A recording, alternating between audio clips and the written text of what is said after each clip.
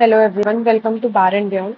So in the previous lecture हम लोग ने आर्टिकल 13 की इम्पोर्टेंट डॉक्ट्रिन्स क्लॉज 1 देखा था और आज हम लोग जुडिशियल रिव्यू क्या है, लॉ की डेफिनेशन में क्या क्या इंक्लूडेड है अंडर आर्टिकल 13 और whether amendment is under law and उसका जुडिशियल रिव्यू हो सकता है या नहीं, आज हम ये कवर करेंगे। अगर हम बात करें कि आर्टिकल 13 सब क्लॉज 1 की, तो ये जो है प्री कॉन्स्टिट्यूशनल वो होता है और आर्टिकल 2 जो है पोस्ट कॉन्स्टिट्यूशनल होता है। अगर पूछा जाए कि डॉक्ट्रिन ऑफ एक्लिप्स और सेवरेबिलिटी की बात कहाँ की गई है,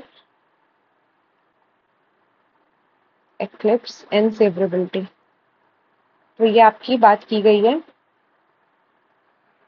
आर्टिकल 13 के सब क्लॉज 1 में। उसके बाद ये भी एक क्वेश्चन था कि आर्टिकल 13 सब क्लॉज 2 में अ, ये जो डॉक्ट्रिन है ये एप्लीकेबल होंगी या नहीं होंगी। तो ये हमने प्रीवियस लेक्चर में करा है कि Bhikaji versus state of Madhya Pradesh में होता है कि एप्लीकेबल नहीं होंगी। उसके बाद Sagar Ahmad versus state of Uttar Pradesh में भी यही होता है कि ये जो है ओनली प्री कॉन्स्टिट्यूशनल लॉज में एप्लीकेबल होंगी, पोस्ट कॉन्स्टिट्यूशनल लॉज में एप्लीकेबल नहीं होंगी। लेकिन उसके बाद Deepchand versus state of UP, state of Gujarat versus Ambika mills, इन सब ने इसको ओवर रूल करके कह दिया होता है कि जो डॉक्ट्रिन ऑफ एक्लिप्स है वो आपके पोस्ट कॉन्स्टिट्यूशनल लॉ में भी एप्लीकेबल होंगी अगर कोई भी फंडामेंटल राइट जो है इनकंसिस्टेंट हो गए हैं। तो वो वॉइड ऑफ एब इनिशियो नहीं हो सकते हैं हर पर्पस के लिए। जितने टाइम के लिए जो फंडामेंटल राइट आपका इन्फ्रिंज कर रहा है उतने टाइम के लिए हम उसे डोरमेंट में रख सकते हैं, उसके बाद हम उससे फिर से कंटिन्यू कर देंगे। अब आर्टिकल 13 के क्लॉज 2 में और भी बातें हैं। पहले हम पढ़ते हैं है क्या।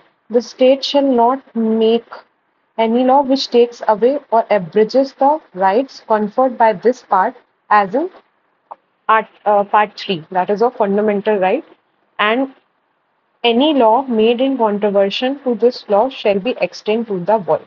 अब बात होती है कि इसको void डिक्लेयर कौन करेगा। जो जुडिशियल रिव्यू जो है, इसको void जो है जुडिशियल रिव्यू से कराया जाएगा। यहीं से कंट्रोवर्सी शुरू होती है कि क्या मतलब जुडिशियल रिव्यू कर सकते हैं या नहीं।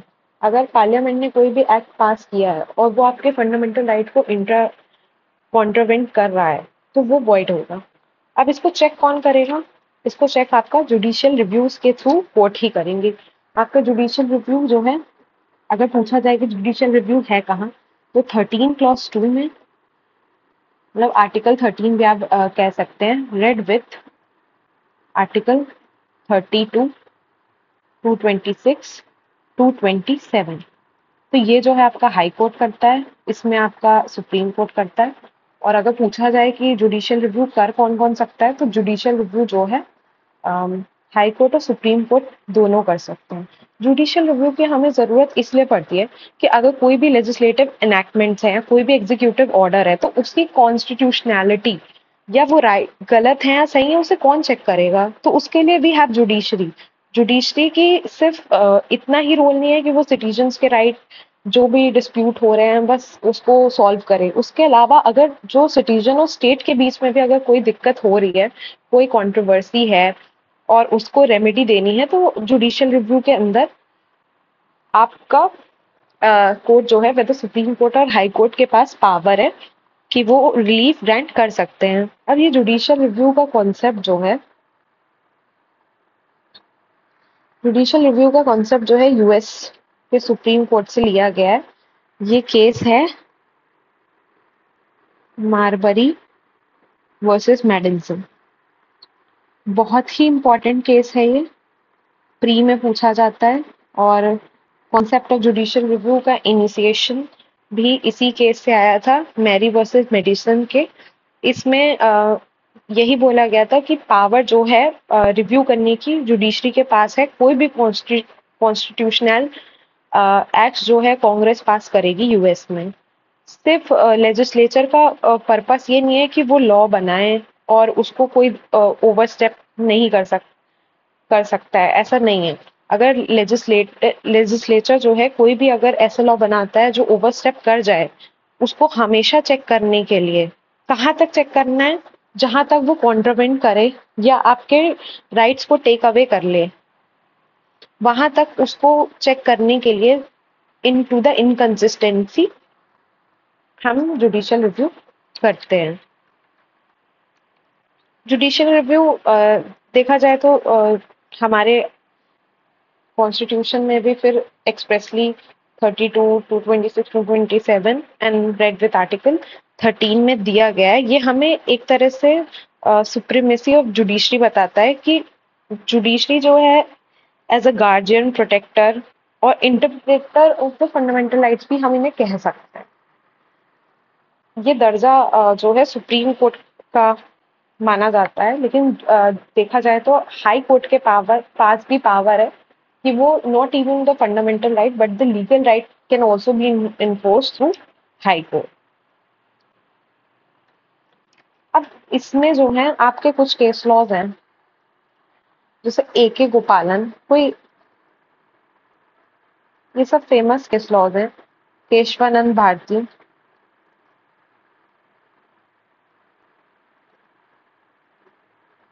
और फाइनली आपका L Chandra versus union of India versus state of Kerala. इन सब केसेस में जुडिशियल रिव्यू के बारे में बात की गई थी। इसमें बोला गया था कि जुडिशियल रिव्यू जो है बहुत मैंडेटरी है। ये एक चेक एंड बैलेंस जो है एग्जीक्यूटिव एक्शन में प्रोवाइड करता है। केशवानंद भारती ने भी जुडिशियल रिव्यू को as a basic structure doctrine में रखा था।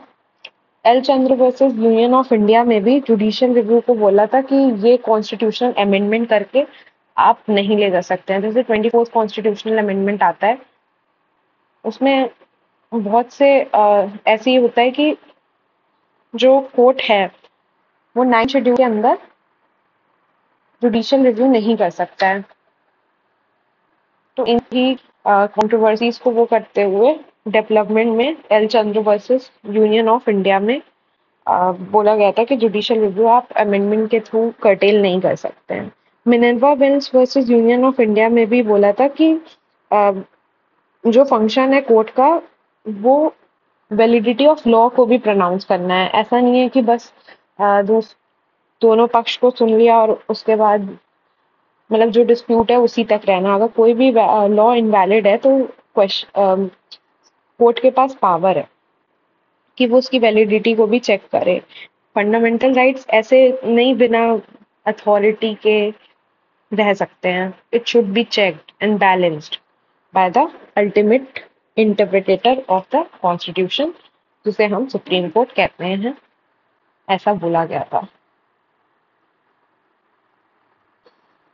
अब लॉ की डेफिनेशन में क्या है, तो लॉ की डेफिनेशन में आता है कोई भी ordinance, order, bylaw, rule, regulation, notification, custom और यूसेज जिसका फोर्स ऑफ लॉ है, मतलब पार्लियामेंट ने उस चीज का वैलिडेशन दे रखा है, फोर्स ऑफ लॉ है उस चीज में, किसमें किसी भी कोई ऑर्डिनेंस, ऑर्डर, बायलॉ, रूल, इन सब में, तो वो जो है लॉ के अंदर आता है। लॉ इनफोर्स में क्या होता है, कोई भी अगर लॉ जो है पास किया गया है या किसी लेजिस्लेचर ने बनाया है या कोई भी कॉम्पिटेंट अथॉरिटी ने बनाया है, भले before the commencement of this act हो और उसे रिपील नहीं किया गया है, वो एब्रिज भी नहीं कर रहा, ना कॉन्ट्रावेंट कर रहा है आपके फंडामेंटल राइट्स को, तो भी आप जो है आर्टिकल मतलब उसको आप लॉ में कर सकते हैं, भले ही वो कमेंसमेंट ऑफ दिस कॉन्स्टिट्यूशन से पहले बना हुआ है। अब ये जो कंट्रोवर्सी आती है, ये जो है 24th कॉन्स्टिट्यूशन अमेंडमेंट से ऐड किया होता है कोर्ट में। ये ऐड क्यों होता है, इसके पीछे कहानी ये रहती है कि अगर यहाँ पे तो क्लॉज 2 में आपको बता दिया जुडिशियल रिव्यू है ना, तो अगर जुडिशियल रिव्यू कर अगर हर लॉ का जुडिशियल रिव्यू होगा तो फिर पार्लियामेंट अपने मन से काम नहीं कर सकती है। इसी चीज को पार्लियामेंट ने चालाकी से जुडिशियल रिव्यू का इफेक्ट हटाने के लिए ये अमेंडमेंट लेकर आई थी कि nothing in this article shall apply to any amendment of this constitution made under article 368, कि आप कोई भी अगर मतलब आप अमेंडमेंट करेंगे आर्टिकल 368 में, तो वो आर्टिकल 13 के अंदर लॉ नहीं होगा। ठीक है, यही बात थी कि अगर पार्लियामेंट ये चाह रही थी कि वो आर्टिकल 13 के अंडर लॉ कोई बनाएगी तो उसका जुडिशियल रिव्यू होगा, इसीलिए उसने ये इंट्रोड्यूस कर दिया और 9th शेड्यूल में सारे ऐसे चीजें डाल दी जिसका जुडिशियल रिव्यू नहीं हो सकता है। उसी को ठीक करते हुए उन्होंने फिर कोर्ट में ये बातें चैलेंज हुई कि जो पार्लियामेंट जो है लॉ के अंडर अमेंडमेंट जो है लॉ में आता है या नहीं आता, पार्लियामेंट जो है लॉ के थ्रू आपका फंडामेंटल राइट ले सकती है या नहीं ले सकती है। तो applicability of article 13 to the constitutional amendment, ये एक बहुत ही इंटेंस डिबेट हुई और इसमें बहुत ज्यादा जुडिशियल स्क्रूनिटी हुई कि कॉन्स्टिट्यूशनल अमेंडमेंट जो है डेफिनेशन ऑफ लॉ के अंदर आते हैं या नहीं आते हैं, जो कि invalidate the law that contravenes the fundamental right. अगर कोई भी लॉ जो है कॉन्स्टिट्यूशनल अमेंडमेंट के थ्रू बनाया जा रहा है और वो आपका एब्रिज भी कर रहा है, कॉन्ट्रोवेट भी कर रहा है फंडामेंटल राइट्स को, और आप उसे तब भी आर्टिकल 13 के अंदर अंडर ला सकते हो लॉ में या नहीं ला सकते हो। तो ये जो पहला जो केस था ये आपका Shankari Prasad versus union of India में आया था। इसमें फर्स्ट अमेंडमेंट किया जाता है, वो चैलेंज होता है फंडामेंटल राइट्स के थ्रू। तो कोर्ट ने बोला होता है कि constitutional amendment made under article 368 does not fall under the article 13। उसमें ये बोला गया कि अगर कोई भी लॉ जो है आ, बनाया जा रहा है आर्टिकल 368 में, तो वो लॉ अंडर आर्टिकल 13 नहीं आएगा। और यही आपका बोला जाता है केस में सज्जन सिंह।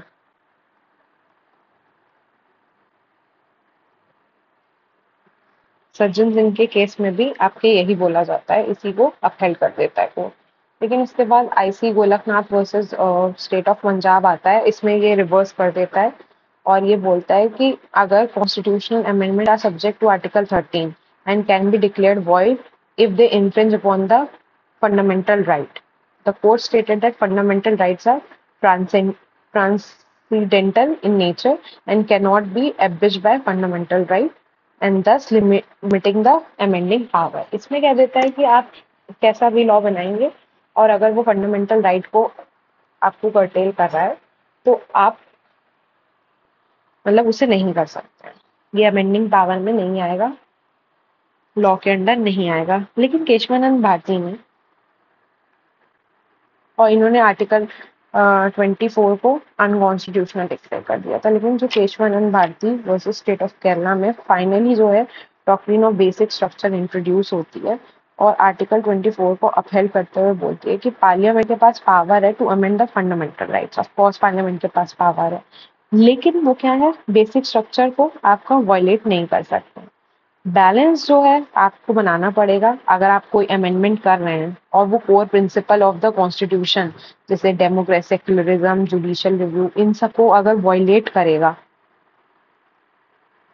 तो वो जुडिशियल रिव्यू के अंदर भी आ सकता है और ऐसे आप लॉ भी नहीं बना सकते हैं, है ना। तो कंक्लूजन क्या है कि constitutional amendment are not entirely outside the purview of article 13. They are subject to the scrutiny under the doctrine of basic structure, ensuring that fundamental rights and constitutional values are preserved. तो ये आपकी controversies थी। इसमें आपका 4 cases हैं, series से याद करना होता है। पहला तो आपका आता है Shankari Prasad versus union of India, फिर Sajjan Singh versus union of India, IC Golaknath versus state of Punjab, Keshavananda Bharati versus state of Kerala.